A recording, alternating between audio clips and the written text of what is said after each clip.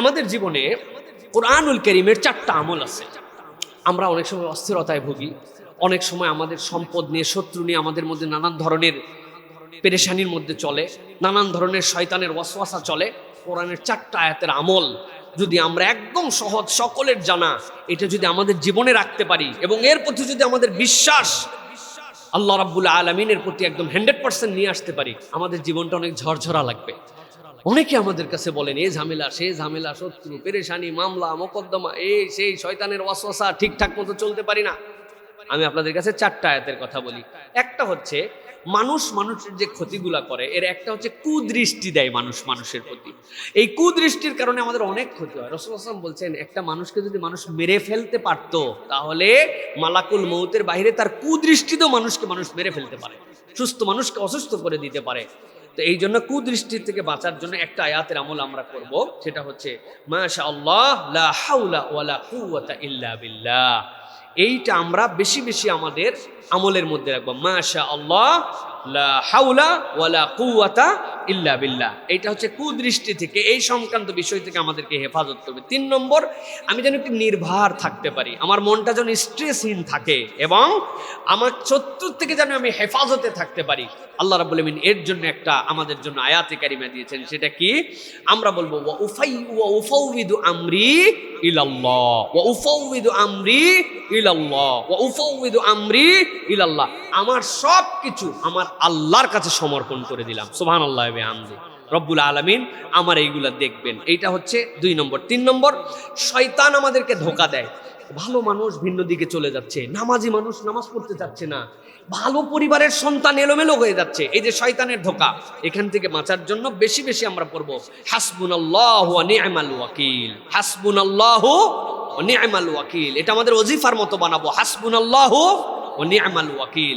এটা শয়তানের ধোঁকা থেকে আমাদেরকে হেফাজত করবে। চতুর্থ যেটা বলবো, মন খারাপ এবং দুশ্চিন্তা। আমাদের আছে না অনেকের ভাই, এই মন খারাপ এবং দুশ্চিন্তা থেকে আমাদের বাঁচার জন্য আমরা সব সময় একটা আমল করব। নবী করিম সাল্লাল্লাহু আলাইহি সাল্লাম যেটার ফজিলতও বলে গেছেন কোরআনের আয়াতের, এটা যদি কেউ বলে, আল্লাহ তার যাবতীয় পেরেশানি দূর করে দিবেন। লা ইলাহা ইল্লা আনতা সুবহানাকা ইন্নী কুনতু মিনাজ জালিমিন, লা ইলাহা ইল্লা আনতা সুবহানাকা ইন্নী কুনতু মিনাজ জালিমিন। তাহলে 1 নম্বর মাশাআল্লাহ লা হাওলা ওয়ালা কুওয়াতা ইল্লা বিল্লাহ। 2 নম্বর ওয়া উফাউযিদু আমরি ইলাল্লাহ। 3 নম্বর হাসবুনাল্লাহু ওয়া নি'মাল ওয়াকিল। 4 নম্বর লা ইলাহা ইল্লা আনতা সুবহানাকা ইন্নী কুনতু মিনাজ জালিমিন। আল্লাহ যেন আমাদেরকে এই কাজগুলি, আমলগুলি দ্বারা আমাদের হৃদয়গুলোকে প্রশান্ত করে দেন। রুকু সিজদায় যাওয়া বা ওঠার সময় কখন থেকে তাকবীর বলবো? কিছুটা চলে যাওয়ার পরে বা ওঠার পরে, নাকি বলতে বলতে? দয়া করে এই বিষয়টি আমাকে জানাবেন। প্রিয় ভাইয়েরা, আমরা যখন সালাতে দাঁড়াই, সালাতে আমাদের তাকবীর হচ্ছে কমান্ড। এই তাকবীর অনুযায়ী আমরা চলাফেরা করি। এখানে 2টা গুরুত্বপূর্ণ বিষয় আছে। একটা হচ্ছে ব্যক্তিগত সালাত, আর একটা জামাতের সালাত। ব্যক্তিগত এবং জামাতের সালাতের ক্ষেত্রে, উভয়ের ক্ষেত্রে তাকবীর কখন বলবো, এটার মাসনুন তরিকা হচ্ছে যে যখন আমি যেই হালত থেকে পরিবর্তনের দিকে যাচ্ছি, দাঁড়ানো থেকে ঝোঁকার দিকে যাচ্ছি, সিজদা থেকে ওঠার দিকে আসতেছি, আমার তাকবীর ওঠার সাথে সাথে, ঝোঁকার সাথে সাথে বলতে বলতে যাব। এবং শুরু এবং শেষ, ঝোঁকার থেকে শুরু, যেখানে যে শেষ সেখানে যে আমার তাকবীর শেষ হবে। ওঠার থেকে শুরু, যেখানে এসে শেষ আমার হালত, সেখানে এসে আমার তাকবীর শেষ হবে। এটাই হচ্ছে আহসান, এটাই হচ্ছে উত্তম পদ্ধতি। এর ব্যতিক্রম করাটা আমাদের অনুচিত। এর ব্যতিক্রম করলে কিছু ঝামেলা হতে পারে। একটা উদাহরণ দেই।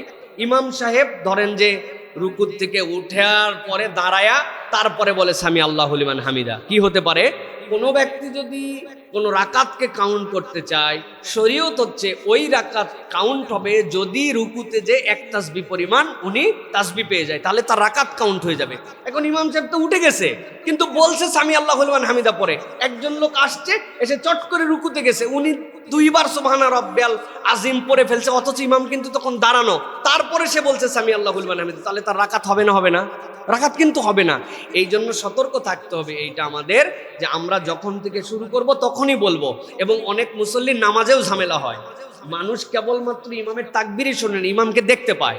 এখন ইমাম দেখা যাচ্ছে যে রুকু থেকে সিজদার কাছাকাছি যাওয়ার সময় বলতে শুরু করেছে আল্লাহু আকবার। অনেক লোক যাবে না এরকম হালত তৈরি হয়ে যায়, হয় কি না প্রিয় ভাইরা?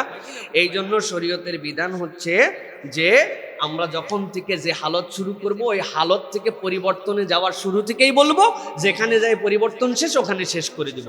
এইভাবে আমাদেরকে আমাদের তাকবীরগুলা বলার জন্য চেষ্টা করতে হবে। আল্লাহ যেন বুঝার তৌফিক দান করেন।